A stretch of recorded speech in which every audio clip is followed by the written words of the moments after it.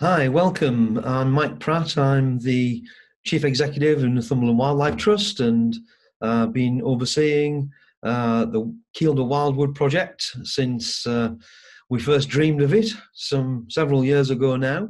And I want to welcome you all to this online mini Kielder Wildwood conference. A bit of a taste of what we might do actually on the ground in Kielder and the Wildwood next year, we hope. When things get a little bit more closer to normal business. So I wanted to just start by thanking everybody who's going to contribute today in advance, and I may say a few words of thanks again at the end, of course. Excuse me for just looking down at my notes now and again as well, but I do want to just make a few key points just to get us going this morning. One thing I'd like us to do, because we're all here, you can see my environment around me at home, and I'm trying to be as discreet as possible about that. But let's take ourselves away from the Zoom environment just for a moment, and let's have a look at just envisaging, just for a moment, what it feels and looks like to be up in Kielder Wildwood. If we could just go there now, literally zoom across the trees and the landscape and end up in the Wildwood, and how it might feel and look to be there, what it might sound like, what it might smell like, feel like, and have that sense of being in that place. And think of also what it represents for people and for conservation, and perhaps also what it means for the future. So things to think about are its intended scale. We are looking at a project here which is quite big already, but nothing in the scale of Kielder itself. But we do envisage it in time, really going up and over the Scottish border. So we have a continuous montane woodland over a vast area across the border. Its remoteness, we really feel that when we're up there, miles from the nearest habitation, off the tourist track, even away from all of those, even the wildest of cycle routes. Its makeup, it's that developing montane scrub woodland which we always try to get going up there, even though we're planting, it's not natural regen, but we are using native species and native seed stock where we can. Those ancient Williams Clough pines, and the possibility of one day restored species. We've already got watervole, but things like lynx, however controversial, beaver, and other things actually could come back. And we've already in that area got golden eagle and harrier, pine marten, red squirrel, otter, and also the wild goats, of course, and many other species. So there's a real sense of wildness already in that area. And what then I wanted to reflect on is its purpose. What's the impact of what we're doing there into the future? Especially on that vast man-made forest of Kielder itself and the other new plantings which are being talked about in Northumberland and elsewhere. We are working in a place which is man-made, but actually does still have its own sense of wildness. When we're not just at the Wildwood, but in Kielder generally, you really do feel you are part of a natural system. And it is full of wildlife. Even the commercial areas of Kielder do have their natural history, and they are naturally productive. So we can see that all senses of nature and environment actually can enact themselves within even a very commercial forest area. But the Wildwood's something different. It's a patch within that, which is really showing even more potential for the future about how nature can be at the centre of everything. And in its small way, it can really show, I think, how forestry and woods can help to create natural solutions for climate change and ecological breakdown and restore nature at scale and see how that can develop over time. I think we've started that process, and it is all about natural process restoration at the end of the day. So I think it does inform the Great Northumberland Forest and these wider forested landscapes which are now being talked about as connected new natural systems across our uplands, particularly in Northumberland and around Kielder, expanding that area as well. So we now have this remote, but I think very important and different piece of forestry landscape at the Wildwood, which I think will help us think in more depth about how the whole of our forests and woodlands can help nature's recovery into the future. So that's my introduction.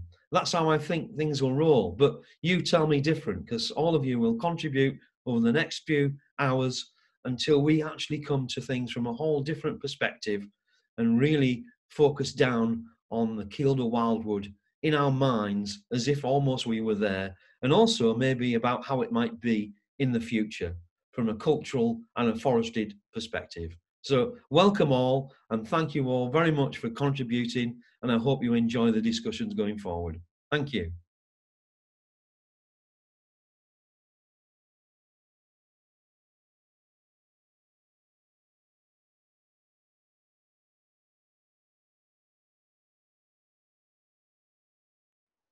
Hi, I'm Katie Bark. I'm the Living Landscapes Projects Manager at Northumberland Wildlife Trust, and I'd like to welcome you to Kielderhead Wildwood virtually. Now, it's a shame we can't be there in person, but I'm going to do my best to give you a taste of what it's like up there as an introduction to the rest of this morning. So we've chosen this picture just to show you what it's like when you arrive at site. You can just see the rope across the burn there where we enter the site.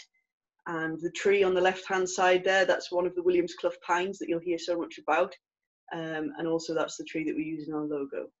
So what is Kielderhead Wildwood Project? Okay, well, it's funded by the National Lottery Heritage Fund, for which we are enormously grateful. And it's a 5-year project to plant 100 hectares of native woodland. And that's over 35,000 trees. The main partners are ourselves, Northumberland Wildlife Trust and Forestry England, but we also work with various other institutions, including Northumbria University and several others. Now, where is Kielderhead Wildwood? Well, we're right up on the border with Scotland.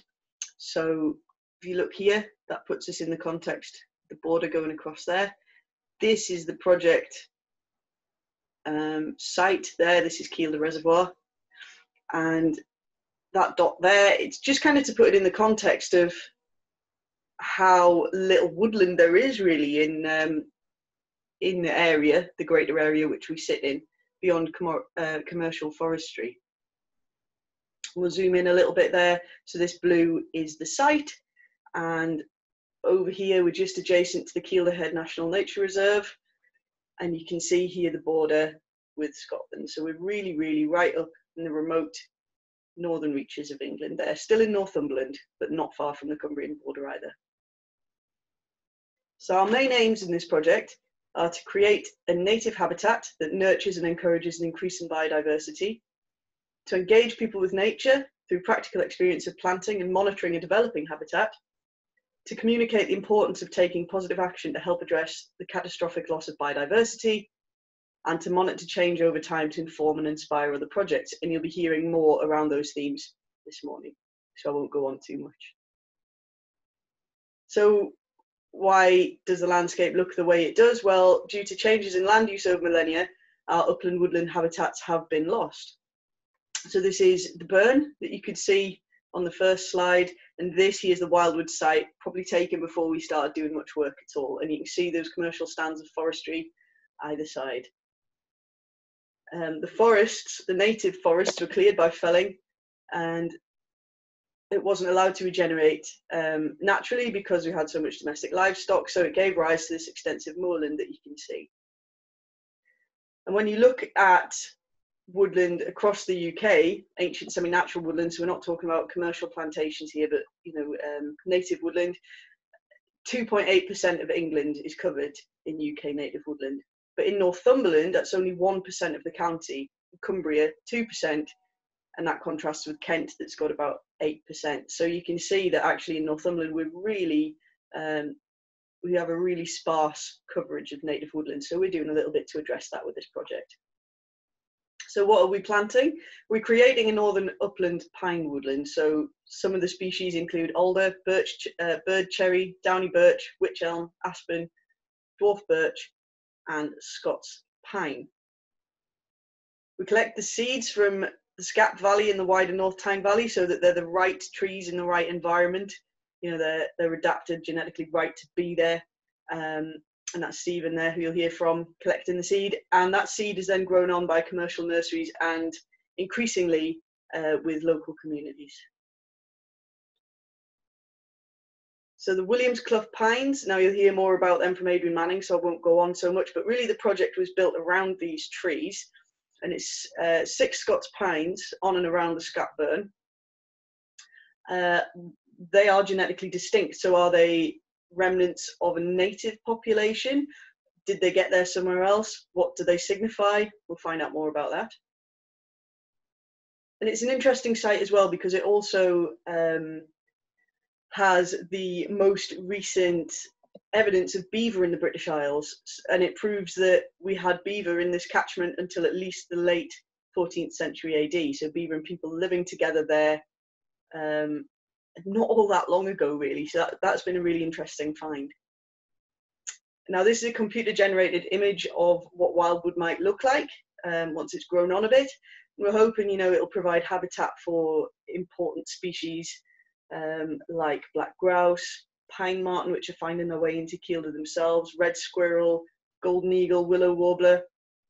Potentially might we see beaver back there where they were, and many, many more, of course. So at the moment, the project site is about 100 hectares, and that's this purple region here. Our vision, our agreed vision so far, is this red region here, which straddles the border, as you can see, and that's a total of about 500 hectares. But you know, we maybe don't even want to stop there. We maybe want to go over here. This is Whiteley Moor National Nature Reserve, and that's in the ownership of Northumberland Wildlife Trust. Might we be able to go over the watershed there and join up if we do some work here? We'll find out, but certainly the project is longer than 5 years total. So I hope that's given you a little flavour of what the wildwood is, what we're trying to achieve, and I wish you could be there, and I wish I could show you around, but hopefully maybe in the future we can. So I hope you enjoy the rest of the morning and learn more about this brilliant site.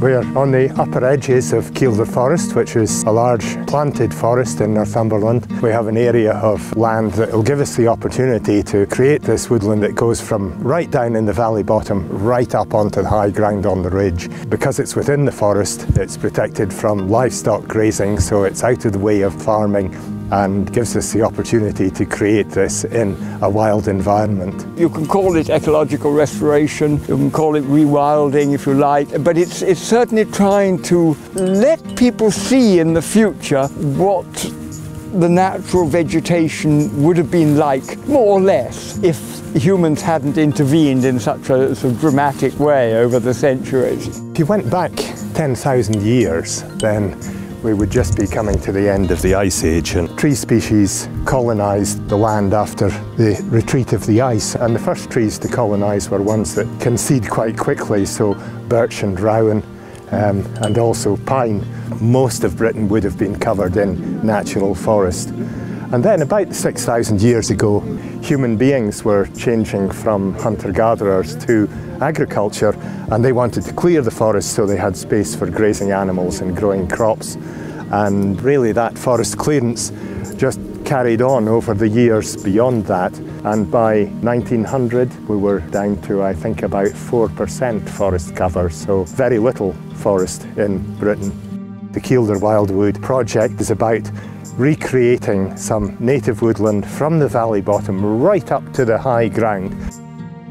We're looking at a handful of very old pine trees here, and we have looked at the date of these, and they're at least 150 years old. Looking at studies and from pollen analysis, we think that the Scots Pine that are present predate Kielder Forest and therefore have either arrived there on their own accord or have always been present. So that makes these trees very rare. Until recently it was thought that they'd all been eliminated, but this group are possibly the only survivors. And if so, they are of very considerable historical ecological interest. If we can collect the cones from the pine trees here, extract the seed, grow seedlings and plant them out, then that would contribute to this native woodland that we're planning to create. Not just with Scots pine, but with birch and willow and aspen and alder and a whole range of native species. What we hope this project will be able to do is to not just create new Scots pines, but actually a whole range of different species that would have been associated with this kind of habitat so many years ago. We've planted a small trial area, about 2 hectares, and that mostly consists of alder trees and downy birch trees. Northumberland has a very low percentage of native woodland cover as it is. And we have to start somewhere in reversing that decline of native broadleaf woodlands by planting and giving nature a helping hand and to get started again. The biodiversity, for example, for birds will increase. So we're very interested and excited to see what's going to happen over time. What we need is a whole variety of woodland. Part of that is new wildwoods, which are really there for their wildlife conservation benefit, and it's been fantastic to be involved in creating a forest, a landscape that's going to be there for generations to come.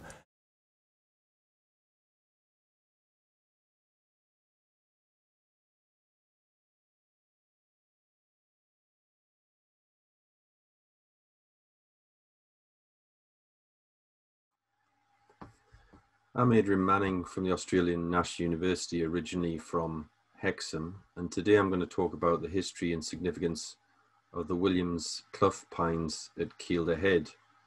I've had a long-standing interest in the pines, and they form the basis of the vision for the Kielderhead Wildwood.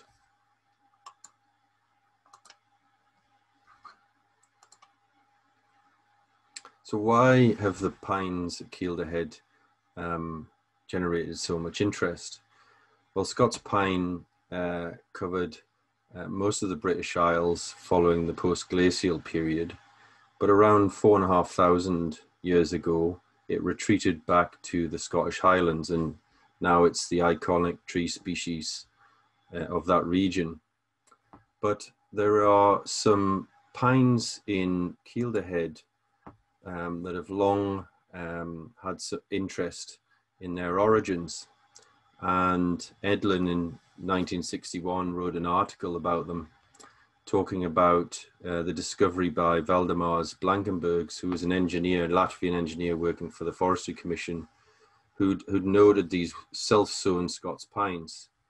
And this was seen as a bit of a curiosity because it was known that they were only found in the Highlands. And if we come forward to the 1990s and 2000s and look at the pines that are in the valley, in the Scoutburn Valley, and we look at the ages, Russell Anderson from the Forestry Commission aged the trees, and many of the trees are older, far older than the Kielder Forest plantation itself, including the oldest ones around 1844 to 1851. And when we look at thinking about how they could have got there and whether or not they were native, when we look at the Carryburn pine, which is about 152 years old, it's 1.7 kilometers from the Williams clough pines, which are tucked into a narrow valley. So it's likely that looks like the origins of the trees, certainly not one source, and that lends itself to the idea that perhaps these are in fact wild trees. We had some genetic analysis done on the trees, and genetic analysis helps us in two ways. Firstly, understanding the uniqueness, so are they unique and locally native? And secondly, from a conservation point of view, are they inbred? Can we use the seed from them to rebuild the Scots pine forest as part of the broader wildwood? Steve Cavers and his colleagues at the Centre for Ecology and Hydrology had a look at this. And they found that genetic diversity levels of the Williams Clough pines were comparable to those of the native pine woods in Scotland. So there was no evidence of inbreeding. And every tree had a different chloroplast genotype, so it was unique as well. And some of those genotypes are not found in the Scottish populations, although some were in varying frequencies. So that what this means is there's no evidence of lack of diversity of the trees, they're not inbred. And also the pines didn't have genetic variation seen in Scotland, but this could be in Europe. And also they put forward the idea that these trees were probably locally adapted. So this adds to the idea that these could have been survivors that were separate to the trees that remained in the Scottish Highlands from that more continuous population prior to 4,500 years ago. Another way that we looked at the Scots pines, and particularly thinking about plantings for the Kielderhead Wildwood, is looking at the bioclimatic space. So basically looking at what the environment in which the trees are found. And we did some modeling looking at what the bioclimatic environment of trees in the Scottish Highlands. And then we compared those conditions to those that are where the Williams Clough pines are. And what we found that on every of all of the 19 measures of climate that we have, the parameters, they were exactly the same as the Scottish Highlands. So bioclimatically, it's plausible that those trees were naturally occurring there because it's a similar sort of environment, quite a harsh environment. And then when we map that on the landscape, we see that the area in where the Kielderhead Wildwood is planned and the Scout Burn, this dark area, this core area, shows that bioclimatically a large part of this area is suitable for Scots pine. When we add soils on that, key soil types, the trees at Williams Clough and the Carryburn pine that I showed you earlier fall into not just bioclimatically suitable area, but also suitable soils. Another line of evidence is finding fossil logs or macrofossil logs in the valley. And one log was found there which we had dated at 6,962 years before present, which is before the pine decline. So that doesn't tell us anything about the connection with the modern trees back then. But last year, Heinz Trout and myself found another log near the Williams Clough pines, which we are getting verified at St Andrews this month. And if it is a Scots pine, we'll get it dated and see whether that gives us the link through history, through time, to prove that the Scots pines are native. And as I mentioned, the mystery of the Scots pines and the interest in them was the thing that motivated us in putting together a proposal. Myself, Angus Lunn from Northumberland Wildlife Trust and Philip Ashmole from the Carafran Wildwood. The idea of restoring a wildwood, but as part of that having a pine wood as well, a Northumbrian pine wood as part of that mosaic. Now, a key part of a big idea of the wildwood was to take the small number of trees that are in the valley and propagate them so that we can create the forest. And Northumberland Wildlife Trust did some seed collection in the mid-90s, and the trees you see here are, these smaller trees are ones derived from that. And then from 2008 onwards, Philip Ashmole from the Carafran Wildwood led seed collection and propagation, and got the tree saplings grown. And then in 2012, Graham Gill started cross-pollinating seeds so that we could have seeds and capture all of that genetic diversity we were talking about earlier. And Philip Ashmole has been collecting since then, and also collecting forest soils to inoculate the seedling roots. And then they have been planted out in the valley and also at Carafran as well. And we also have some natural regeneration there that we want to protect. So when we're thinking of the future, what are the possibilities? Well, as part of the wildwood and the creation of that mosaic of upland, birch, woodland, we could also imagine that we want to expand the pine woods as well. And here's some examples here from the Scottish Highlands, Sweden, and Northumberland, where we could imagine a landscape where we turn those small number of Scots pines into an actual pine wood, and that will be part of the overall vision. And it is the reason that the Scots pines that we have are important, because they will form the basis of a future Northumbrian pine wood.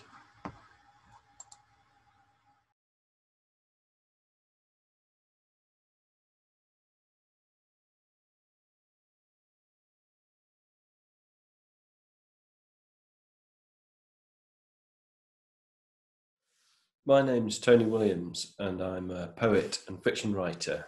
I'm also Associate Professor of Creative Writing at Northumbria University. I'm interested in the wider cultural and human context of the wildwood.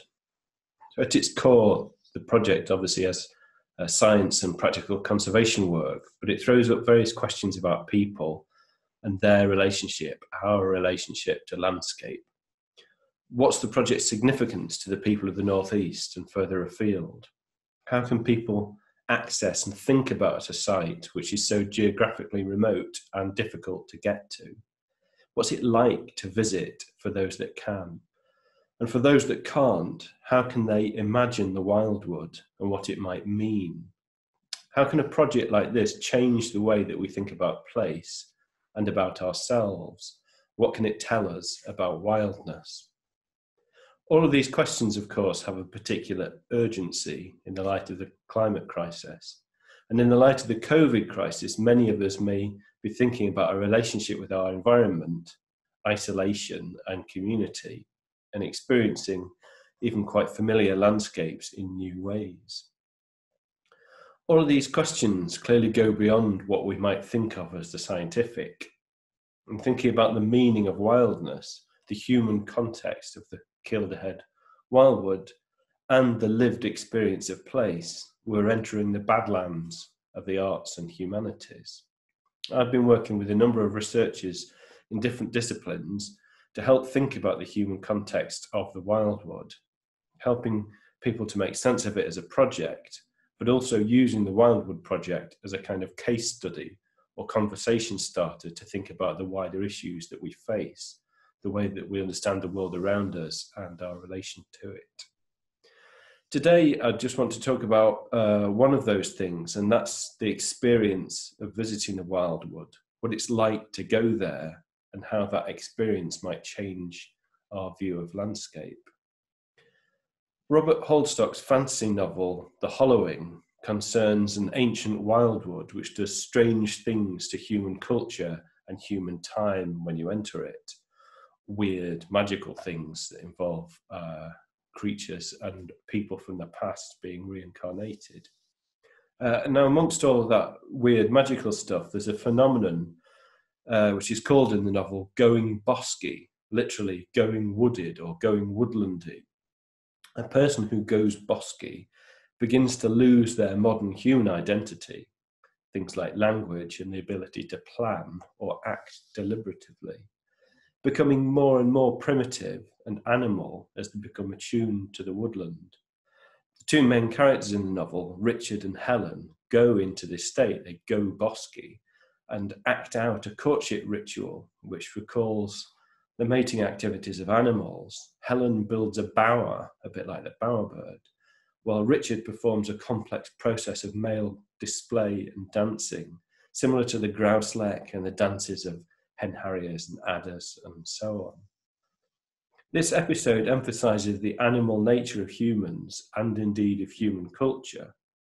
Once the ritual is completed and they have sex, they emerge from their bosky state, which therefore seems to be simply a state of sexual readiness, and they begin to remember with some embarrassment their human identities. It turns out that during his performances, Richard was unknowingly singing whatever songs were kind of lodged in his consciousness, things by Elvis Presley and the Beatles.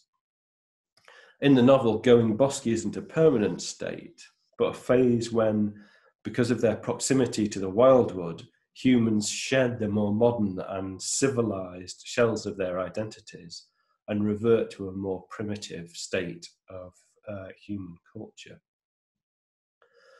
The Hollowing is, of course, a novel. It's an imaginative fiction, but it expresses quite vividly a truth about human landscape relations, that human experience, including the sensory, but also emotions and cognition, are affected by the environment we occupy.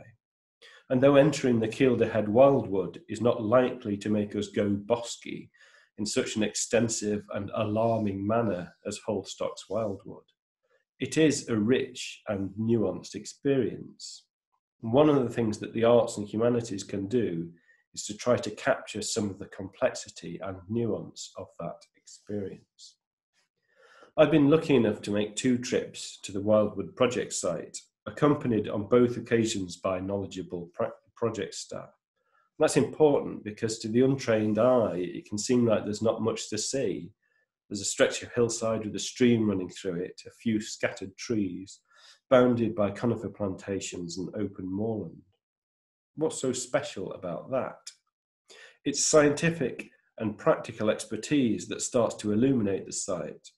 We learn through talking to project staff what we're actually looking at and what's being done here, what kind of landscape is being developed in the medium and the long term, and why it matters.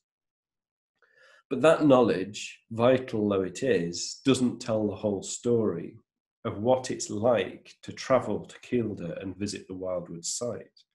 That's the story that begins at home in my normal life, getting in the car and travelling to Kielder Castle, and then a trip along the forest drive through the forestry plantations, getting further and further away from the good roads and the phone signal, looking at the map, finding where we are and what's around us, and finally a walk up into the site, hard going across tussocks and ditches, starting to tune in to the local and the particular, this sapling, this trickle of water, this buzzard drifting across the sky. The human mapping drops away, and the non-human, the non-verbal, nudges us to remind us it's there. And it's that slowing, really, that I remember most vividly from my trips to the Wildwood. Getting away from my desk and spending time there felt like a particularly intense version of the relief we often feel when we get out into green landscapes. That's partly because of remoteness. The effort it takes to get there makes me value the experience, and partly because of isolation. Knowing how few other people are about enables me to think of myself as being in the landscape in a way that I can't when I'm walking down Northumberland Street in Newcastle city centre. But it also has to do with the knowledge I've been armed with. Thinking about wildness and thinking about the project itself allows me to experience the landscape in a different and richer way. And in turn, that felt experience feeds back into my thinking. And of course, there are also the sensory factors involved in being here in this particular place. The view of the sky and the trees, the sound, which is almost but not quite silence, the smell of the peaty earth and of conifers, the ache in my calves from walking, and so on. What then is the experience like? For me, it's like an opening out. The physical site is open to the sky, of course, and surrounded by vast areas of landscape. And it can feel like an arena in which you can think about the various issues the project site embodies. But it's also a stripping away of everyday human anxieties and concerns. Coming out here to a place designated as wild, however complicated that idea remains, enables my experience of place to feel unusually clear and direct. Of course, it remains just that, a feeling. But going to the Wildwood and living in it, however briefly, provides an experiential bedrock that can then inform our thinking about wildness and our relationship to and management of landscape.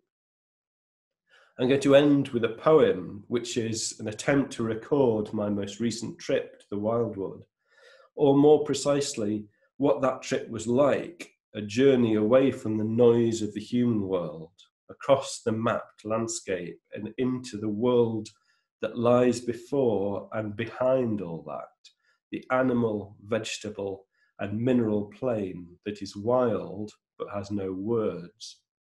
The poem is called In This District. In this district, no QR codes, cycle lanes, no tax, no porcelain rolling pins, no hashtags, hipsters, hen-dos, and no chaos with Ed Miliband. Just waterfalls and curricks, cairns, grouse butts, sniggering springs, sheepfolds long grown over pits, and fixed on musty price 2 shillings maps the names of Haggy No, of Weather Lair, of Baiting Hope and Blakeman's Law, Devil's Lapfall, Plashet's Moor, of Myerdykes and Brand's Walls, of Lamb Rig, Jed Head, Mid Fell, Big Flow. A goshawk or a buzzard by the Sitka shoreline watches through its citric eye. The Gore-Tex hominids troop down by Long Crag, by Peel Fell, by Monkside and by Ravens Hill, by Wiley's Craigs, by Wiley's Sykes, by Dan's Pike and by Scrathy Holes. Straddling the Coomsden burn, putting a foot in the Scott burn, the creeping horror of a filled-up boot, paddling in the Carry burn, praying at the Kielder stone to a big sky at the moment of its bruising. O sky, O ice-cold moss in your halo of water. We come down off the Grun by Farney Slack, chatting. We come down Williams Clough, trailing midges. We use our camera phones. By under stony holds, I hoard my pombears, the pizzle and the trouting passers-by. We burst this dry exclosure with goodwill and breaking of bracken, alarming martins. But air and tiredness begin in this wide, unpeopled theatre to stall our stride, to show how talking starts to know the ground of green law. But see the sound as silence grows, the forest parts, a doe goes by, the pines ignore the mammals gathered on the forest floor. Me with the silent stretch of wild time, the cleft, clough, the bird calls, shivering in the birch, the fell, the syke, the moor of sharp grass and heather, hiding the patient moment while the humans pass.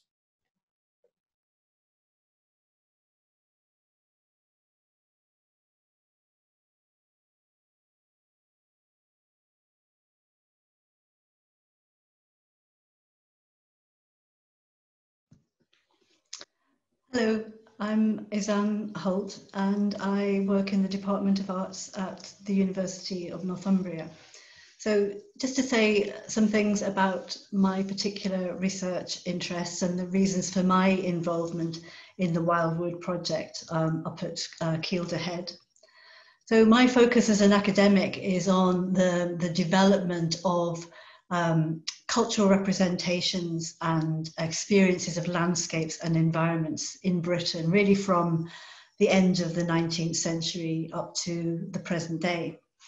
And in the past, I've been especially concerned with how, in different contexts, artists' interactions with landscapes have corresponded to, and also in many cases challenged, wider perceived association between types of landscape and assumed identities of place.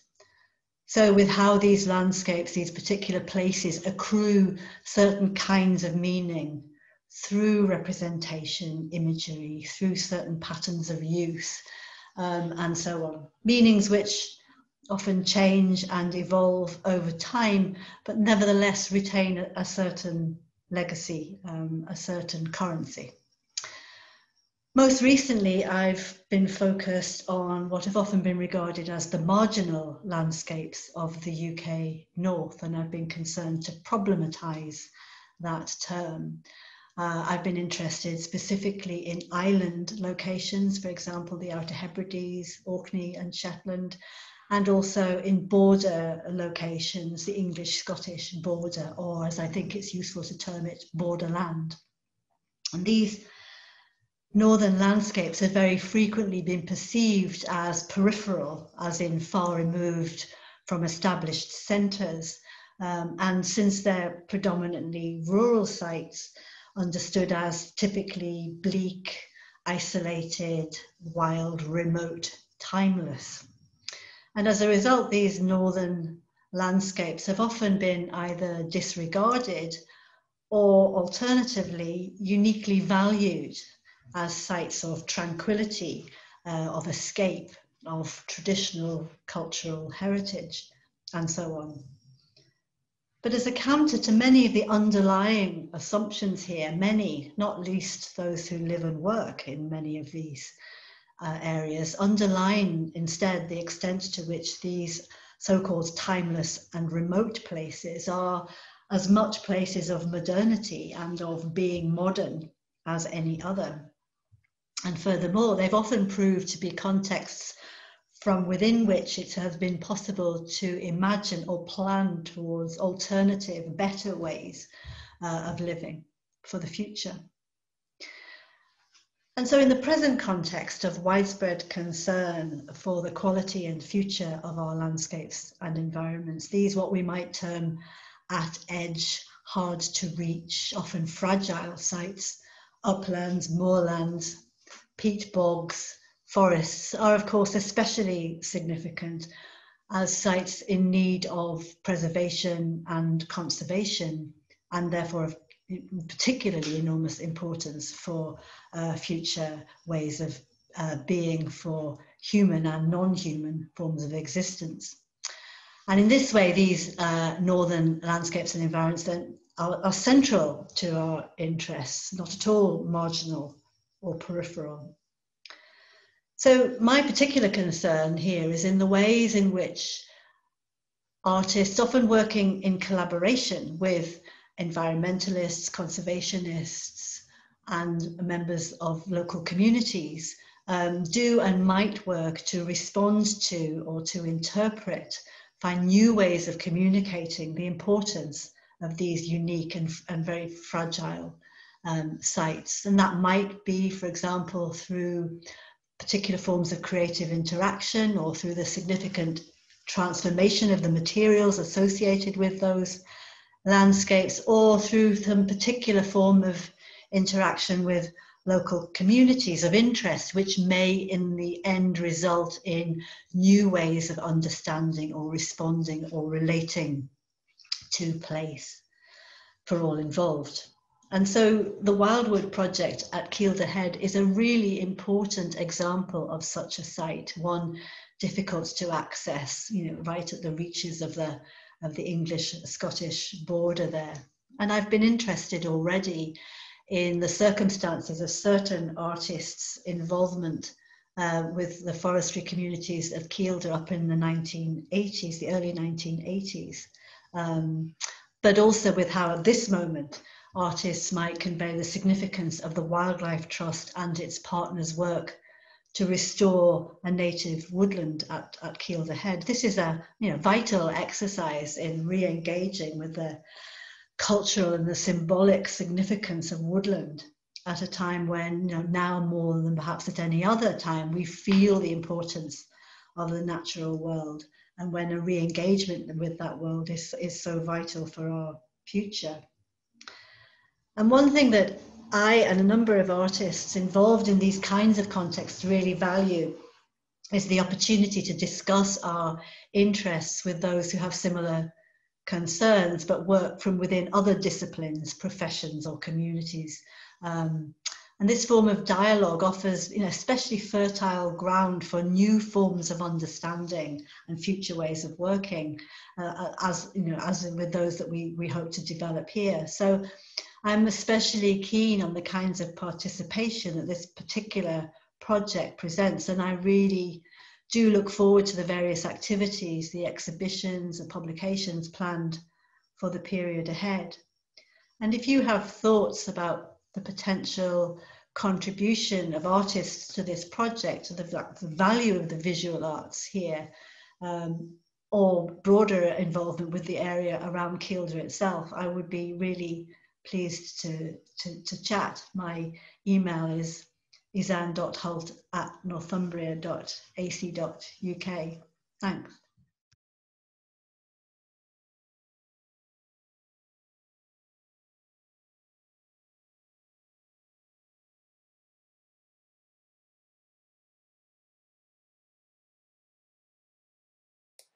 Good morning, I'm Shane Finan. I'm a visual artist based in Wicklow in Ireland, originally from Sligo in Ireland. In April 2020 I was due to be resident artist in Kielderhead Wildwood project at Northumberland Wildlife Trust. That was working with the residency programme Entwined Rural Land Lives Art, that is run by visual arts in rural communities based in High Green. Of course in April 2020 that didn't happen because of the COVID-19 pandemic and not being able to travel. However, before the pandemic even came about, I had already started the process of getting in touch with the people who run and organise the project, some of the volunteers who work with it, some other ecologists and foresters who I am familiar with or who I'd come across through academic papers or through hearing them on radio or seeing them on television and so on. And then also just keeping an open line of communication with the universities in the area and with visual arts and rural communities. So I suppose I didn't give up just because of the COVID-19 pandemic, and I decided I'd keep making something towards that project. The residency is now going to take place in April 2021. But in the meantime, I've made a series of videos and a longer series of text pieces that are related to the concepts that I'm working on. Forest, community and technology. So forest networks, within forests, plants, animals and fungi form different networks of communication between one another, and I was looking into how these networks form and how they might relate to the rewilding project that's happening up there. Community, how people form networks together themselves, and the importance of place in relationship to that. So do we have a community centre or do we have a local meeting space that we can all come together so that we can communicate with one another? And then technology and its role in formation or disassociation of community. So how can social networks or online communities be beneficial or be detrimental to the way that we form communities? So I've been trying to tie these ideas together. I've made a series of videos so far, and those videos are going to continue up until after I complete the residency in April 2021. And I'd like to introduce 3 of those videos which are going to be shown this morning as part of the conference proceedings. So they sort of introduce themselves, there's a voiceover and they explain what these concepts and these topics are about, so I'll allow them to just speak for themselves. I did want to just very quickly thank Graham and Stephen at the Kielderhead Wildwood project for all the help and work that they've done in putting both this conference and my residency together, and everybody at Visual Arts and Rural Communities and at the universities, Sunderland, Northumberland and Newcastle University, who've been involved in this project so far. So thank you, and I hope you enjoyed the videos.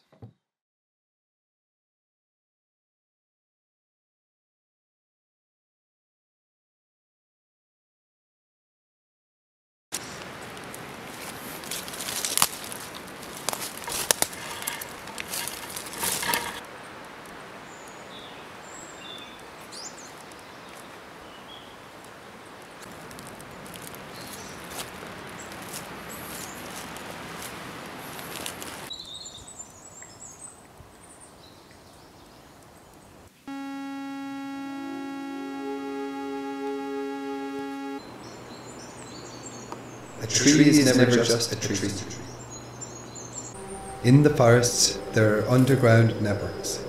In the soil, messages pass through the roots of the trees that tower above. Water, food and warnings pass from fungus to tree, from mycelium to root. This is known as the Wood Wide Web. Communities of people share information and resources.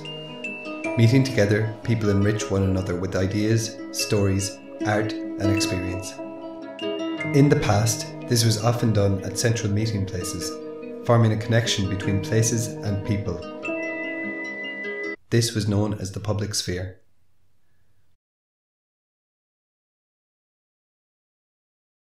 Technologies enable people in communication and work. The humble hammer helps build vast cities.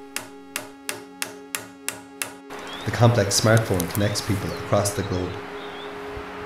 We invent technologies and then they shape our behaviour. We create what are known as network cultures. Forest, community and technology. These three networks influence the art that I am making with Kielderhead Wildwood project, Northumberland Wildlife Trust in 2020. This is part of Visual Arts in Rural Communities programme, Entwined, Rural, Land, Lives, Art.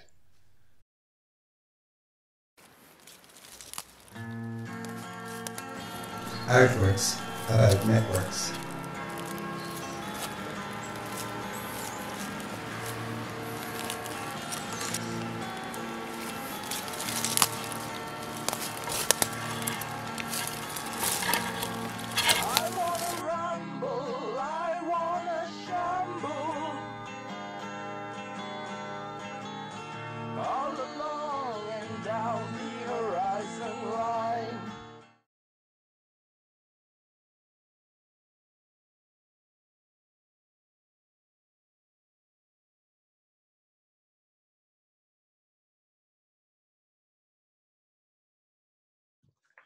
Hello everybody, my name is Matthew Kelly. I'm a professor at Northumbria University, and my short talk today, it's an essay really, will seek to provide some sort of historical context for thinking about the Wildwood project.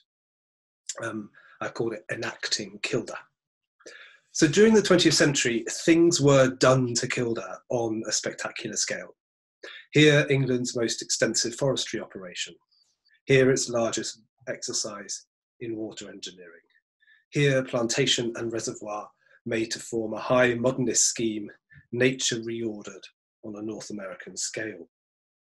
Deep ploughing, earth shifting, river taming, flooding, the forces of nature trammelled by diesel-fueled, pre-digital mechanical power. Men and their machines engineering machismo on the grandest scale. Consider for a moment the Kielder Dam. It's not an elegant masonry structure like its Victorian predecessors, nor a brutalist modern structure of sheer concrete austerities, but a colossal and effectively irreversible rearranging and securing in place of glacial clay deposits. To borrow a term from environmental history, a new envirotechnical regime was enacted at Kielder. Plantation and reservoir since naturalised by the marketeers as forest and lake. Even the famous salmon fisheries of the time, poster girl for the post-industrial ecological restoration of the North's most iconic river, are hatched in nurseries. So significant is the disruption to natural spawning grounds. No other modern English upland, no upland ecology has been so materially transformed. No other English place retaining a notional rurality was made so subject to the state-mandated slow violence of high modernity. Each intervention enacts a value judgment. In the 19th century, other upland places had advocates who made their case to the councils of the Romantic, establishing a status for their patch in a hierarchy dominated by the Alps, Lakeland, and the Scottish Highlands. Little doggerel, little poetry made Kielder's undulating sward a place of meaning, certainly not to a national audience. By the last decades of the 19th century, the Lake District, the New Forest, Dartmoor, all boasted sharp-elbowed advocacy groups, preservation societies as they were then known. But again, few concerned themselves with Kielder Moor. Edwardian liberals worried about public access, American plutocrats buying up landed estates, the new middle classes suburbanizing the countryside. None paid much attention to this place. In a famous essay, The Middle Marches, G.M. Trevelyan, setting out from the Trevelyan Demesne at Wallington, waxed lyrical about the unique qualities of a landscape where both heaven and earth are seen, where we walk all day on long ridges high enough to give far views of moor and valley. But his vision didn't quite extend as far west or as far south as Kielder. In the early 1950s, Elizabethan technocrats etching new boundaries onto OS maps, national parks, AONBs, SSSIs, national nature reserves, were unconvinced Kielder's landscape qualities warranted designation. The Roman wall is far enough south, the Cheviots distantly northeast, both sufficiently out of sight for Kielder to be out of mind. Each time a micro-advance proposed by the Forestry Commission met fierce resistance in the Lake District or on Dartmoor, threatening planting quotas or forestry plans, that heavy machinery could be powered up at Kielder. Another rough road cut, another compartment gouged into the hillside, Kielder compensating for battles lost elsewhere. Unloved and uncherished, Kielder's fate was to be spoken to, not spoken for. Are there other ways of thinking about this? The forestry lobby reminds us that Britain is exceptionally dependent on timber imports, and so it has been for over a century. Diminishing that dependency was exactly why the Forestry Commission was established in 1919. But as a service economy, Britain is dependent on a wide range of imported goods. So why should timber be a cause of particular anxieties? My view is we probably should think about where our timber footprint, our IKEA footprint perhaps, is heaviest, and it's not in Britain. Indeed, the degree to which the British countryside remains a green and pleasant land reflects the ghost acres of the British Empire. Importing food and raw materials relieved pressure on British natural resources. There are ways to think about Kielder that are post-colonial. We can tell a post-colonial story about Kielder. If we subscribe to the view that greater timber self-sufficiency is both in the national interest and an ethical necessity, perhaps Sylvia Crowe, the landscape architect, provides us a way of thinking about modern Kielder. In her landmark book, Tomorrow's Landscape, published in the 1950s, she argued that modern commercial forestry was necessary, but that if Britain was to maintain the quality of its landscapes, it had to develop an acute sense of their scale. Crowe wrote, "Power stations, hydroelectric schemes, huge mineral workings, factories, gasometers, and vast areas of conifer forests are all on a scale totally divorced from that of our geologically varied and intimately humanized landscape. We have to accept these new colossi, but in doing so, we are faced with the alternatives of either linking them by siting and design with the existing scale, or of creating around them a new landscape related to their own scale." This last suggestion, I think, is one way of describing what happened to Kielder in the 20th century, and I think to an extent greater than in any other upland landscape. A new landscape was created, scaled to its constituent parts. Restoring pre-forestry or pre-reservoir Kielder is scarcely conceivable. It is what it is. But this doesn't mean it needs to be fixed to that model. And Crowe was acutely conscious of the need to mitigate the environmental, ecological, and landscape consequences of rescaling. And on West Kielder Moor, this is exactly what the Northumberland Wildlife Trust is trying to do. Those grazing wrought hills, first encountered by forestry workers, were not quite treeless. On West Kielder Moor, 7 Scots Pines grew in hardy isolation, 2 in the valley bottom, several more up Williams Clough, one of several streams draining the moorland below. The trees were not ancient, that's certain, but how they had come to be there is not fully understood. Are they a self-seeding relict of a Kielder treescape cleared hundreds of years ago by graziers, the latest in a miraculous inheritance whose tender shoots escape the attention of 1,000 sheep? What stories can now be told about those 7 pines?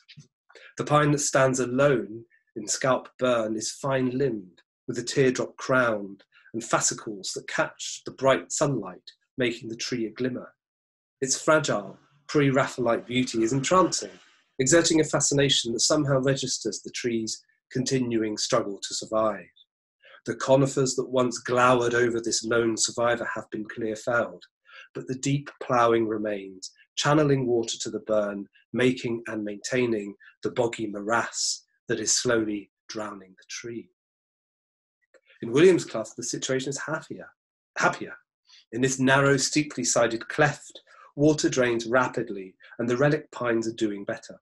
More than this, either side of the cleft, a wide margin was not coniferized, giving space to the relic pines and allowing in light.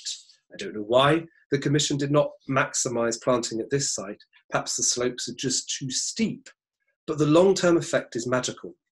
Birch have colonized the little valley, self-seeding their way up the slopes. A new understory is developing in the wake of the trees, creating a biodiverse slither in otherwise ecologically reduced surroundings. This cleft copse is an unintended consequence of the Commission's decision almost a century ago to remove sheep from these hills. This is natural regeneration. This is nature at will. Surely no one can be alarmed by this kind of rewilding. There isn't a bear in sight. It's evidence of what can be done here, but also of evidence of what can happen here if we allow it. Down in the valley, the Northumberland Wildlife Trust is planting thousands of trees, giving nature a helping hand, catalysing what has been allowed to happen in the clough, enacting a new Kielder. The wildwood alone won't radically transform the Kielder of the 20th century, but the birdsong heard in Williams Clough will soon be heard in the wildwood. And it has started to become possible to imagine a Kielder underpinned by a new ethos, one in which the 20th century drive to dominate, control, and extract is gradually superseded by one in which human and non-human nature coexist in a mutually nurturing way. Thanks for listening.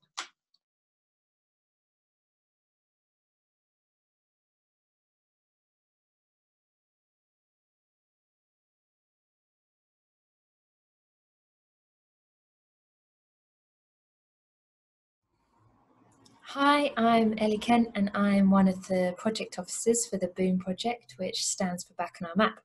We are funded by the National Heritage Lottery Fund and we are led by the University of Cumbria.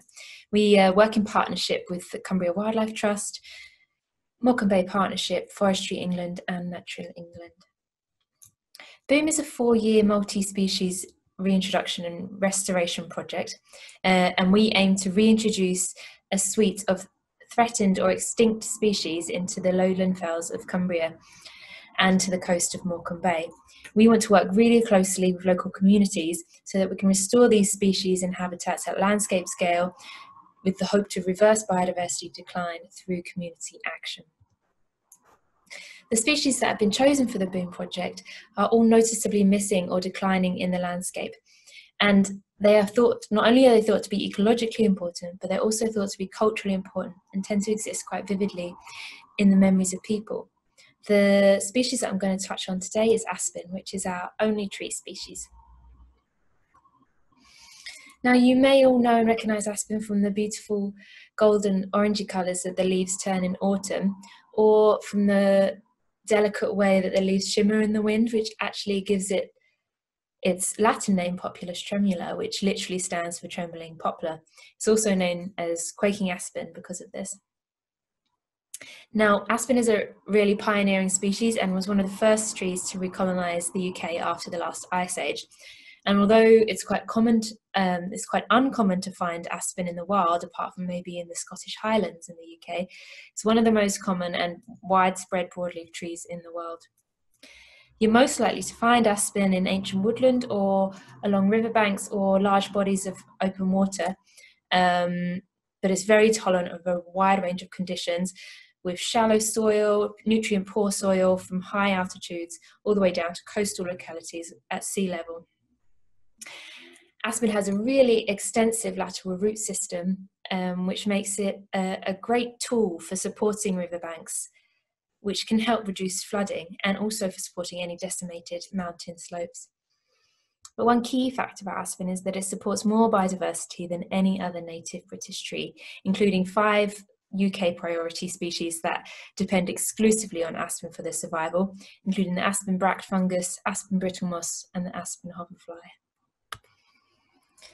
So you may think, oh, this tree seems to thrive everywhere and anywhere, why are we supporting it? Well, it's kind of true for the worldwide, but aspen is actually declining in the UK landscape, and when you do find aspen, it's usually fragmented and isolated, and this tends to be because of historic land use change and from the extensive grazing pressure that we see today. Aspen is dioecious, meaning you have a male and female tree, which both produce catkins in March just before leaf production, but the main problem is that seed production is rare, and aspen only tends to set seed after periods of stress such as drought. Another theory about why aspen is doing so poorly concerns the European beaver. Aspen is thought to be the favourite food of the European beaver, and these two species co-evolved together in wetland habitat and formed a sort of symbiotic relationship. It's thought that when the beaver gnawed at the bark of the aspen tree, it caused the tree to stress, and therefore meaning it's more likely to set seed. And since the decline in the beaver, there's been a reduction in the frequency of aspen seeding. So aspen only really reproduces through vegetative suckers. So this is when the root systems send up little shoots or saplings, and then those saplings then become trees in their own right. So when you do come across aspen in the wild, it'll tend to be either just one tree or a collection of trees of the same clone. So they're all genetically the same, from the same mother tree and the same root system, which of course brings about concerns for genetic vulnerability. And another problem is that aspen is extremely palatable for herbivores, including deer. So when these trees are sending up root suckers, they tend to get eaten very, very quickly. It's quite an amazing thing to behold when you do see a lot of aspen, and not so much in the UK, but in North America, there are some giant aspen stands of one clone that can stretch for up to 106 acres. The biggest one is known to be 80,000 years old and weighing about 6,000 tons, which is quite cool. But that too is actually seeing a lot of pressure from grazing deer. This is a nice picture from Ada Enterprises, just showing the different variety of leaf shapes you can get from the different clones. So each leaf here is a different clone of aspen. So what are we doing about it? As part of the Boom project, we're hoping to increase the connectivity of aspen across Cumbria, and we're hoping to increase the genetic diversity of aspen in those isolated stands. We are doing this by collecting root cuttings from local aspen stands we know in Cumbria. We then put these root cuttings into these fish boxes that you see in these pictures at about 30 centimetres length each. And then these roots will produce some suckers in spring, which we'll then chop off at the bottom, dunk in some rooting powder, and then plonk into some soil where they can develop a root system of their own and become a tree in their own right. This is a really good technique if you're looking to produce a lot of aspen for a large planting project, because that original root will actually produce saplings, use energy that it has within itself to produce saplings for at least 12 weeks after that. Similarly, if we're just looking at a small scale project, you could take a root such as that and just trim it, cut it where the saplings, there's some suckers already growing, and you can just plonk the whole bit of root and sapling into your chosen planting site.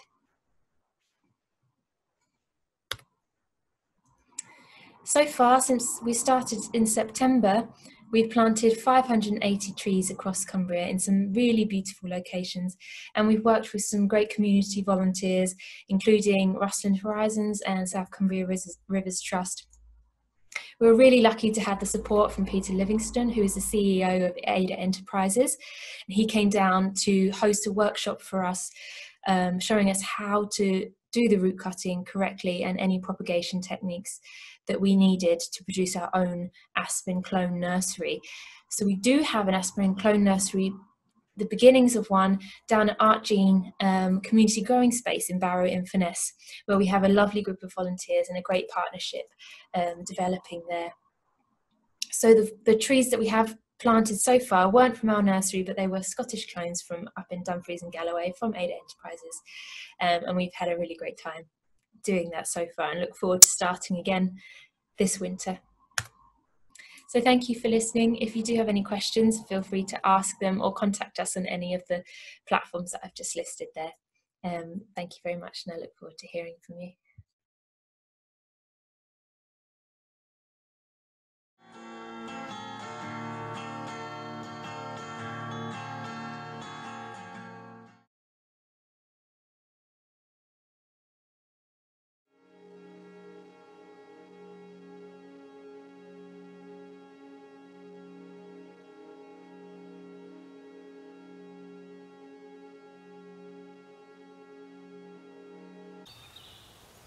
A tree is never just a tree.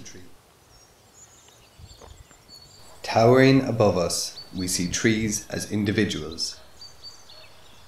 But all around them, a universe of organisms is alive. Insects, birds, mammals, and microscopic creatures all share this space. In 1 teaspoon of soil, there can be as much as 100 meters of threads of fungus, known as hyphae. Deep at the roots, the fungi and trees connect together. For the past 200 years, people have written about relationships in the natural world. In Europe, in the late 1800s, researchers discovered a connection that they named mycorrhizae, the connection between green plant and fungus. In a world of competition, we also found collaboration. Recently, scientists found that fungi and trees can trade messages. A tree that has been infected by a parasite can send signals down through the fungi to warn its neighbours. The other trees can then produce toxins to defend themselves. This network is present in healthy forests. The network of the Wood Wide Web, below the soil.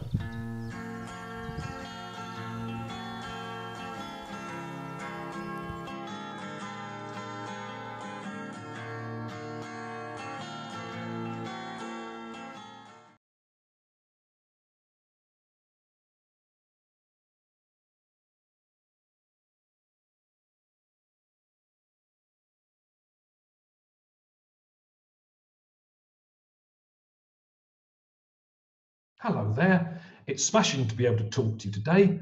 My name is Mike Jeffries from Northumbria University's Department of Geography and Environmental Sciences, and I want to take you on a trip into some mysterious, rewilded places and ideas today. Let's head up to the Wildwood. Picture yourself driving on that increasingly windy, uppy-downy road towards Kielder, meandering around the inlets, up to Kielder village and the castle, onto the tracks and the forest drive, hopefully with a key to let yourself through, and into the valley of the Scots Pine. It's a delightful, beautiful stream, meandering and bubbling and fluting, little gravel shingle banks, tiny little pools, and very obviously sticking out from the banks, tree trunks and sticks, trees and bushes that have been collected together over the years in the sediment. That was some of those that attracted particular attention a few years ago. Visitors noticed some sticks that were chiselled or hewn, angled, perhaps gnawn. Took the sticks away to check, and they are beaver teeth marks. Not, sadly, beavers that are there now, but beavers that had been, and the sticks could be carbon dated. And the dates came back as between about 1330 to 1390, which is remarkable because that is a lot later than beavers are supposed to have lingered in England. For those of you familiar with Northumberland's history, it's also remarkable because those same dates are the heyday of that great paladin of medieval knighthood, Sir Henry Hotspur Percy, the great knight, that great champion of chivalry, who made such a mark on Shakespeare in Henry IV. So although it's kind of a baddie, sort of, kind of, but rather like him. Now, he was a great one for several things that knights do: fighting, and hunting, hunting, and fighting. And the great medieval Northumbrian poem, the Ballad of Chevy Chase, records the fallout from one of his hunts. Now, I'm going to read a little bit from the opening of the poem. The Percy out of Northumberland, and a vow to God made he, that he would hunt in the mountains of Cheviot in days 3, in the moor of the doughty Douglas, and all that e'er with him be. Now, the doughty Douglas is Douglas, Earl of Scotland, who was less than thrilled by Percy's activities. And they met at the Battle of Otterburn by moonlight, each of them with their forces struggling to find the other and clashing in a messy and terrible battle. Now, if the Ballad of Chevy Chase is to be believed, only 55 of 2,000 Scots survived, and 73 of 1,500 English. It's probably wildly inaccurate, but grimly, Douglas was killed and Percy captured. That's a pretty terrible fallout for a hunting trip into the mountains in search of probably deer. It also casts a sort of warning, doesn't it? Because many of Britain's kind of lingering wild places are there because they have been hunted by the rich and powerful. I mean, perhaps most famously, the New Forest in the south of England, one of the few places that you could reasonably claim has some genuinely wild landscapes.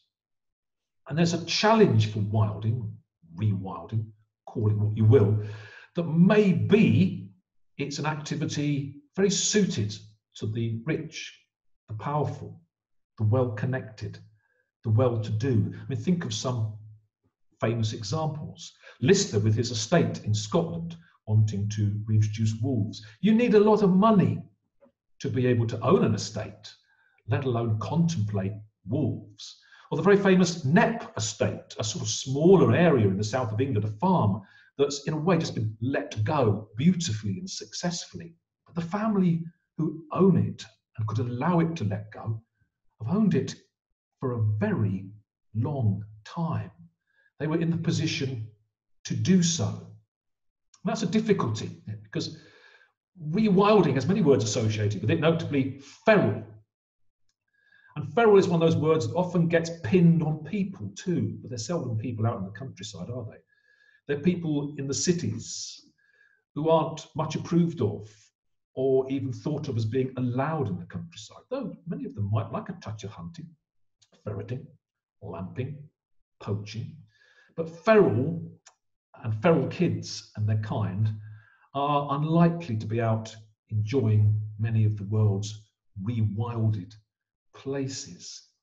There's a great report from the Joseph Rowntree Trust about 20 years ago now. They very consciously went out to see what many of the urban poor in Britain thought of environmental ideas, environmental movements. And they were well aware they weren't against all this. It's just that many of them pointed out things like they've got rather more immediate pressing concerns. Litter, dog poo, graffiti, those were their environmental concerns, not far away places, things that might seem a little bit of an indulgence, especially heritage lottery money that you might need a four-wheel drive and a special key to go and appreciate. So there are interesting warnings here, aren't there, from film and literature, where wilding hasn't always gone quite so well. The Island of Dr. Moreau, who attempted to either rewild people or maybe unwild animals by stitching bits of them together. Well, that didn't go too well. Or drug czar Pablo Escobar with his fabulous private zoo, who's kind of accidentally rewilded some rivers in South America as the hippos have escaped and established themselves from his hacienda. Or Jurassic Park, you need a lot of money to clone dinosaurs, keep them, maintain them, and eventually to escape by helicopter. Now, I don't think we're going to have cloned dinosaurs up around the Scots Valley. Cloned mammoths, you see, you keep hearing these tales that cloned mammoths are not so far away. So think hard about what rewilding is, but also just as hard, who is it for? Is it just for people like Hotspur, Escobar, Dr. Moreau? I hope not. It's tricky. We've got to find a way of making wilding for everybody. Thank you for listening. It's been smashing to take you up into the dark and mysterious world of the Scots Pine and the Wildwood. Bye for now.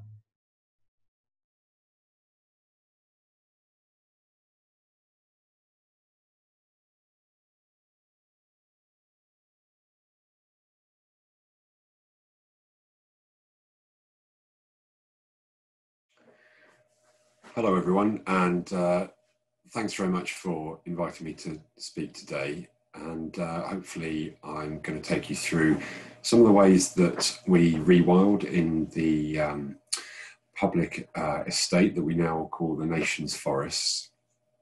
Different ways that we do that, with some examples locally and more further away.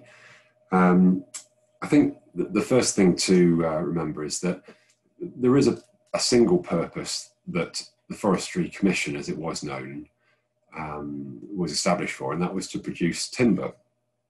And there is still an awful lot of timber produced in the nation's forests, and they can be highly productive woodlands, they can be ancient woodlands, but one way or another there is a lot of timber produced as a result.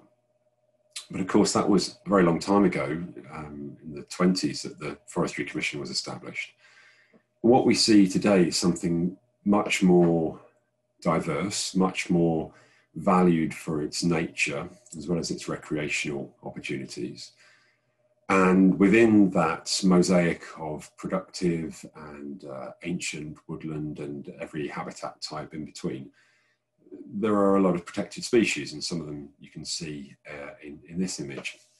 There's also an awful lot of ecological research which is ongoing, a lot of PhD research supported, but also local naturalists, and really it's become a testbed for ecological research which takes forward the restoration of important habitats and species throughout the country. So I guess the question is, how is this combined, and in what ways? Now, this poster is a particular favourite of ours because Sarah Hoy, who was a PhD student in Kielder Forest for 4 years, is now working in the States in Yellowstone, and she was able to take data that had been gathered over many years, 30 years or more, on different bird of prey populations, and to look at guilds of species which awarded her an award from the British Ecological Society, but also took forward our understanding of how birds behave in forests as well. And this became a great testbed for combining different areas of research that have been concurrent for a long time. But how to combine all of this and to still produce timber, still encourage people to go into the public forest.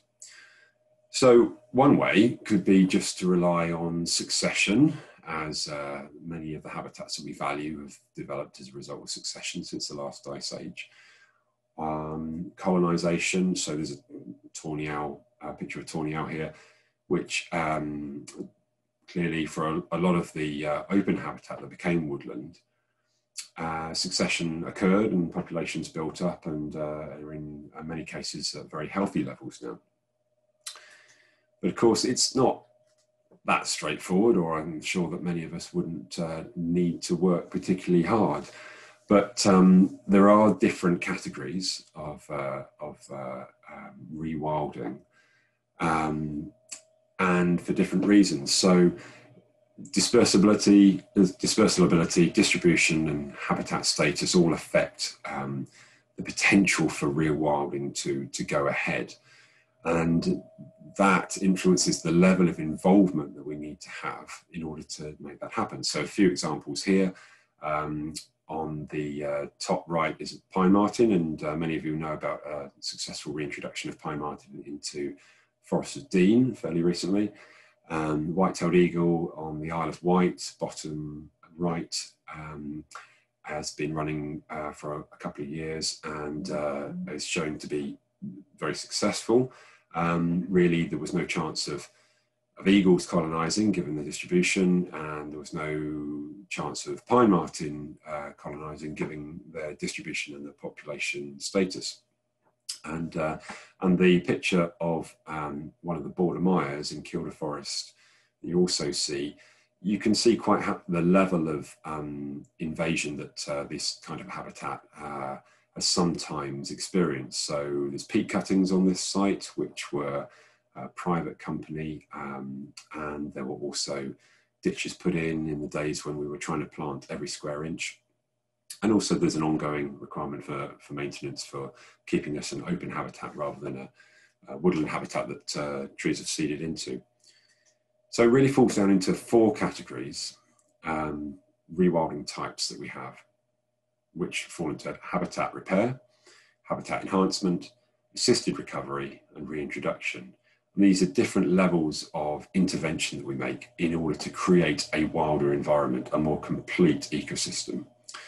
So habitat repair, good example of this is in the New Forest, where our open habitat policy is restoring a balance of open habitat and wooded habitat.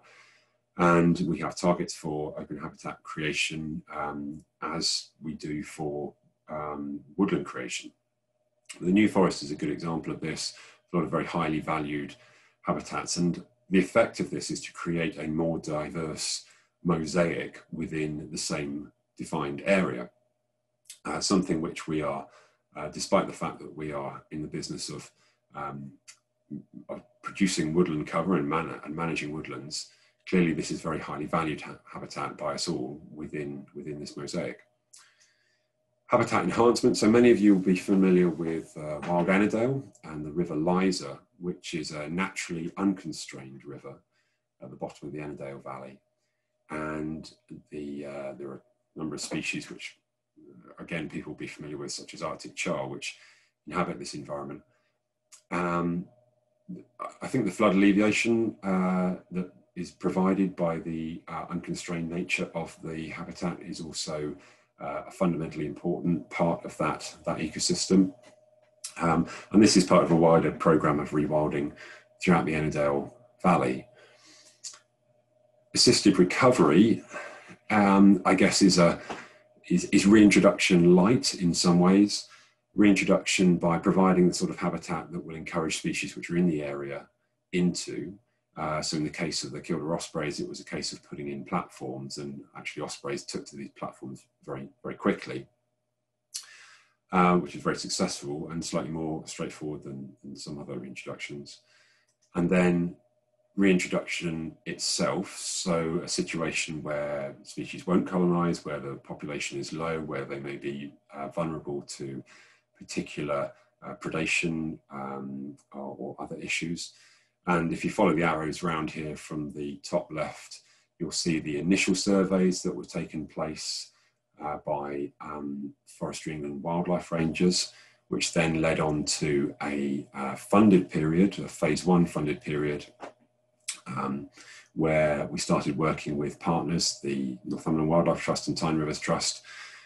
That then established a mink-free area, suitable area for waterfowl reintroduction, which we've put on the distribution of Newcastle compared to the area that was shown to be suitable and mink-free, just to give you an indication just how big that area is. And then moving on, of course, to the end point, which is the reintroduction of the species itself. So 4 different types of rewilding. that take place, which I think, standing back, contribute to a much greater picture, which means we have a much more diverse forest. And I think really now we're fixed on a 25-year potential, part of the 25-year environment plan, to really take forward what we see as the next steps in rewilding, in habitat and species restoration, which is a tremendously exciting time, not without its difficulties, but I think there is an agenda there which we're very much keen to maximise and take forward some of these building blocks that we've established into something more significant and I think valued by everyone that sees it. Thank you very much, everyone.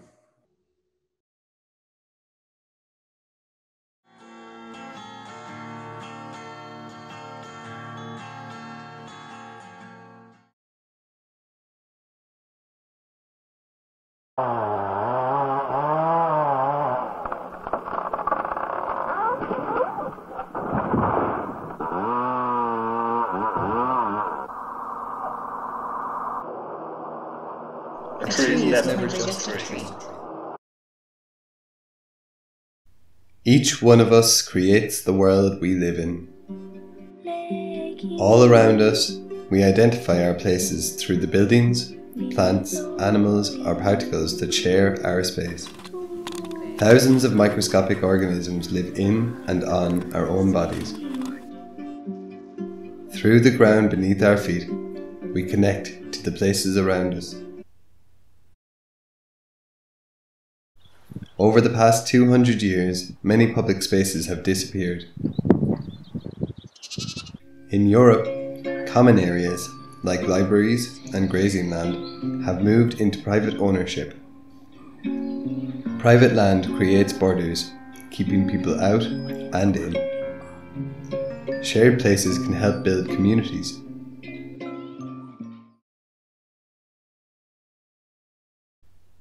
Recently, writers and artists have questioned divisions between urban and rural, between natural and artificial. Where the private ends and the public begins becomes unclear when we think about the microscopic or the universal. A public sphere is formed by coming together, by people and by places.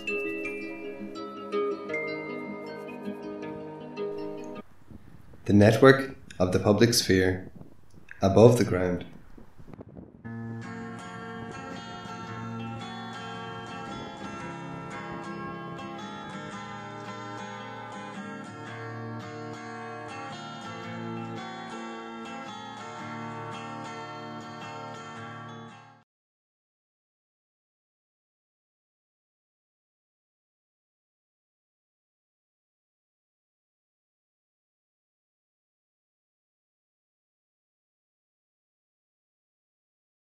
Hi, my name's Stephen Lipscombe and I'm the Kielderhead Wildwood Project Officer with the Northumberland Wildlife Trust. I've been on the project now for 2.5 years since it began its delivery phase, and in that time I've been responsible for all of the practical delivery of that project. I'm also heavily involved in the planning, the procurement and also the engagement and outreach with local communities and organisations. I want to tell you a little bit today about how we've managed to achieve what we have done in that 2.5 years. Now, as you can imagine, with a project like Wildwood, the practical delivery of it requires me to spend a lot of time working with trees, stakes and tubes and moving them around site. There's a lot more to it, a lot more in the background, including a lot of the logistics, so working with delivery drivers and getting trucks in and out of the depot, also working with a quad to get stuff around site, but also a helicopter last year to try and get the stakes to where we need them on the side of an incredibly difficult to get at hill. Alongside that, I also need to work with all the different organisations that make a project like this possible. Forestry England are our partner and incredibly important because they're the landowners on the site that we're working on. Natural England are heavily involved because this is an ecological project and so we need to know what we're working towards, set guidelines that come down from government. But also we need to work with the next generation, so we're spending a lot of time outreaching with students from Northumberland, Newcastle and Cumbria University, but also Kirkley Hall. We've also worked with local groups, local youth groups like Young Ecologists, Duke of Edinburgh groups, and also a group called Children North East. But by far and away the most important group that we work with are our volunteers. Now it's safe to say that without the volunteers there's no way a project like Wildwood could happen the way it does. Over the 2.5 years that I've been working on the project, we've managed to engage with over 80 volunteers. They've come and done 60 days worth of work with us, and that's equated to an incredible 2,630 hours worth of work on the Wildwood site. The scale, variety and intensity of the work our volunteers do as well is incredible. They've planted over 15,000 trees across a 100-hectare site. This is a site that has no tracks and no roads. Everything has to be carried in by hand. They've built a curric out of stone that will be used to house interpretation. They've monitored the vegetation on site. They've looked at reptile numbers and amphibians. They've also done bird monitoring on site. They've been out collecting willow cuttings in the middle of winter that have subsequently been planted out across the entire site. Not only that, they've managed to camp out overnight on site as well in the middle of summer. During this, they did bat walks, they foraged for their own dinner, and we looked at moth traps. Alongside all the amazing work we do with the volunteers, we really are trying within the project to try and give something back as well, to try and think of ways which the volunteers can take something tangible away from their time with us. To that end, we spent some time visiting other projects in the area to get a context of what we're doing and why it's important. Last year we went to Glenlude, a John Muir Trust project up in the borders of Scotland, and the year before that we were at Carafran, a project run by the Borders Forest Trust. Now both these projects are massively important and huge influences on what the Wildwood is trying to do. By showing the volunteers what we're doing, we hope to be able to show them what they are achieving, not now, but in 5, 10, 20 years' time. We're also trying to offer training opportunities within the project. All of the ecological monitoring that we're doing requires skills and methods that most people will not be familiar with, but we're trying to bring in experts to give that training to the volunteers who will do this monitoring. Last year we did bird monitoring training over 2 days. The year before that we did reptile monitoring and vegetation monitoring. And so into the future. How are volunteers going to be working on the Wildwood for the next 2.5 years? Well, we're going to continue with our training. We've still got many more taxa to be doing on site, to be monitoring. We're looking at mammals, both large and small, including bats. We're going to be looking at invertebrates and focusing on butterflies and moths. We're also going to be looking at some of less known plants, mosses and lichens. Alongside that though, we're moving to a phase where we kind of start looking at some more obscure trees that we might be planting on site. And we may be looking at training up volunteers to help us grow these trees, through seed collecting to looking after the seed over winter and then propagating them into trees that we can plant on site. And as we move towards the end of the project, it's time to start looking at how is this really fitting in with the wider world of conservation. And to that end, we'll be going to look at taking trips to some of the big, really progressive projects that are going on around the UK. In particular, getting up to Scotland to look at Trees for Life and look at Wild Ennerdale over in Cumbria. But also looking at some of the big partnership projects like Cairngorms Connect.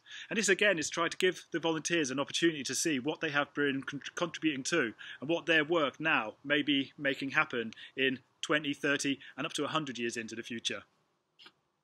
So it just remains for me to say a massive thank you to all of the volunteers who have engaged with the Wildwood project over the last 2.5 years.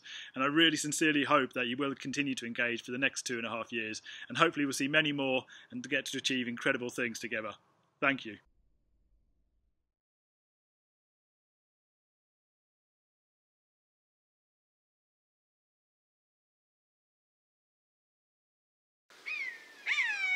We're up the very top end of the Scots Berm, which is a tributary of the White Kielder. It runs into Kielder Reservoir, and we're planting trees today as part of the Kielderhead Wildwood project. So much of conservation is just about trying to protect what we have and trying to make sure that we don't lose things. This is actually about trying to create something and taking a look at what we're missing and what we could have and taking that opportunity to put something back out there. It is just one great big logistical exercise. Everything's got to be trucked in, and then when we get to here we've got to come off the forest tracks and actually get down to site. Now it's not far, it's about 500 metres, but it's all over land that's soft underfoot, it's uneven, and everything's got to be carried in. The stakes, the plants, the tools, the tubes, everything. 2 years ago we had a group of volunteers went out and they collected seed from local trees, and these seeds then went off to a nursery where they were propagated into little saplings, and they've come out with their soil plugs and we're planting those plugs today. We're at the early stage of planting 30,000 trees, which are broadleaf trees and native to the landscape as it was hundreds of years ago. The process is pretty straightforward. It's make a hole, drop the plant in there, tamp it down, put a guard around it, and then put a stake in to keep that guard up. The guards are essential up here because one of the big problems we have is deer. There's a lot of deer in Kielder. If we left these unguarded, the deer would come through here and they'd take all those lovely young tasty saplings and we'd have nothing left by the end of the year. Pretty much all of these trees are being planted by volunteers. It's an incredible thing for them to do. It's an incredible place for them to come. I come out because it's absolutely beautiful out here.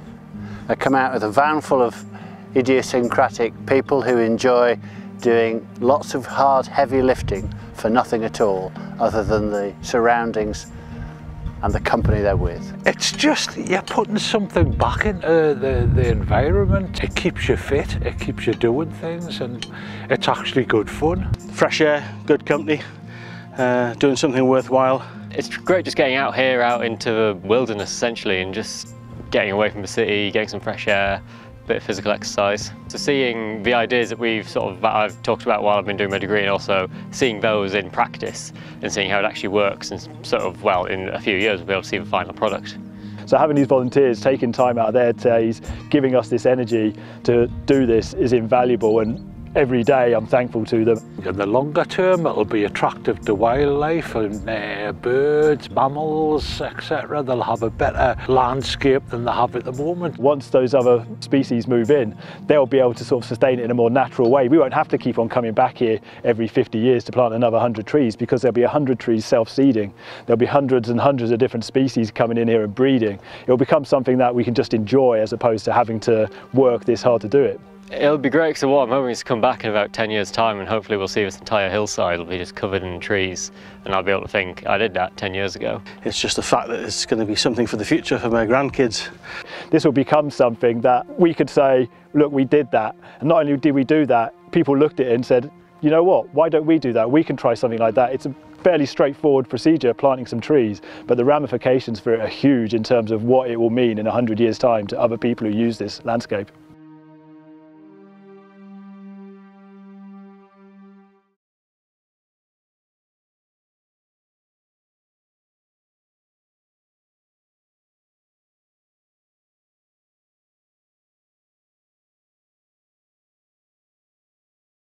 I hope that all of the talks, presentations, films, everything you've heard this morning has made you really understand what the project's all about and what the area is all about. And perhaps you even want to come and visit it for yourself. So this would be a perfect opportunity. I just want to tell you about our conference next year, which takes place the 19th, 20th and 21st of May up in Hexham and at the Wildwood site, which is our Rediscovering Wildness Conference 2021. On the first day, we'll be in Hexham Abbey, which is an amazing building. If you haven't been before, I mean, it's worth coming to see. It's gorgeous. Anyway, in the Abbey, we'll have a series of talks from conservationists and academics about rediscovering wildness, with the key themes of love, time, repair, and movement. On the second day, we'll have a morning still in the Abbey, discussions and debates, and then we'll go up to Duke's House Woods, which is just above Hexham. And we'll have some artistic and ecological workshops in these woods. And then that evening, we'll go up to the Wildwood site and we'll wild camp. So you can enjoy being there, and it is wild. You can enjoy being immersed in the site. We'll maybe do some moth and bat walks, hopefully work with a local company who provide incredible foraged food. You can tell the ideas are still being developed, but that's just a flavour of what we're hoping to do with you there. And then on the third day, we'll wake up on the site. We'll have a tour. You can plant your own bit of the wildwood so that, you know, in the future you can say, I was part of that. I put some of those trees in. And then that's the 3 days. So we'd love for you to join us there. Please register your interest on our website, so to keep updated with our plans for that. So that's www.nwt.org.uk/wildwood. So thank you so much for being part of today, and hopefully we might see you there next year. Thank you.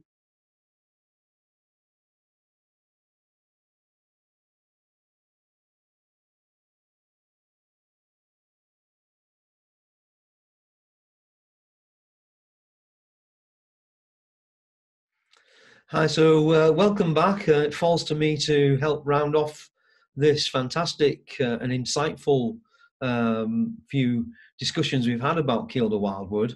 And as I think I said at the start, the Kielder Wildwood project is not about past perspectives and practices.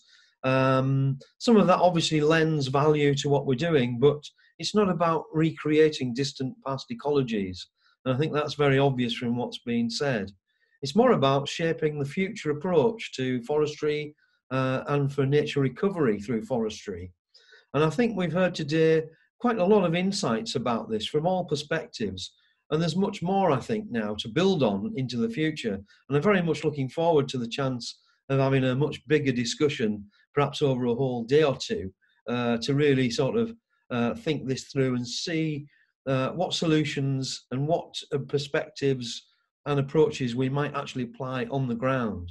So looking forward to that, but I think this has been extremely valuable.